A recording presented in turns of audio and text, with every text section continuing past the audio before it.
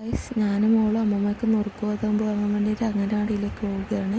പോകുന്ന വഴിയിൽ അവളുടെ അംഗനവാടിക്കടുത്തുള്ള മൃഗാശുപത്രിയിലെ ഡോക്ടർ അങ്കിളിനെ കണ്ടു. അങ്ങനെ അവർ കുറേ ടൈം സംസാരിച്ചതിന് ശേഷം ഞങ്ങൾ അംഗനവാടിയിലേക്ക് നടന്നു. ആ കാണുന്നത് അംഗനവാടിക്കടുത്തുള്ള ഡിസ്പെൻസറിയാണ്. അതാണ് ഞങ്ങളുടെ അംഗനവാടി, നെഹ്റുജി മാതൃക അംഗനവാടി. അംഗനവാടിയിൽ കുട്ടികളൊക്കെ വന്നു തുടങ്ങുന്നതേ ഉള്ളൂ. അവളവിടെ എത്തിയ ഉടനെ തന്നെ കളിക്കാൻ തുടങ്ങി. അംഗനവാടിയിൽ കുറേ പുതിയ ടോയ്സൊക്കെ വന്നിട്ടുണ്ട്. അതൊക്കെ വെച്ച് അവൾ കുറേ കളിച്ചു. പിന്നീട് അവിടെയുള്ള കുട്ടികളുമായി അവൾ നല്ല കൂട്ടായി.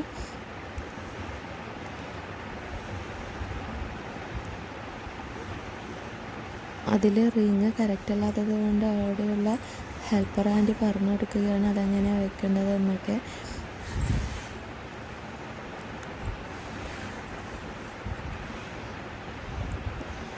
പിന്നെ അവൾ കളിയിൽ അങ്ങ് മുഴുകിയിരിക്കുകയാണ്. അതിനുശേഷം ഒരു സൈക്കിൾ കിട്ടി.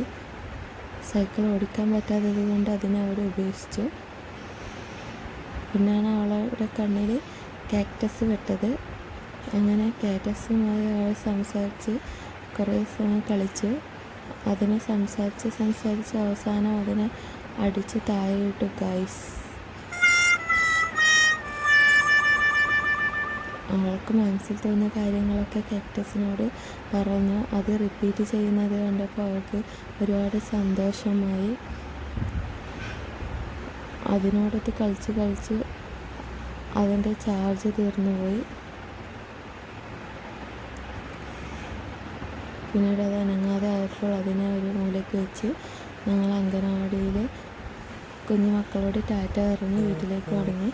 പോകുന്ന വഴിയിൽ ഞങ്ങളുടെ ഒരു വീട്ടിൽ ജാമ്പക്ക കണ്ടു. അങ്ങനെ ഞങ്ങൾ അവിടെ കയറി ജാമ്പക്കയും പറിച്ച് വീട്ടിലേക്ക് തിരിച്ചു. Guys, bye bye, love you all.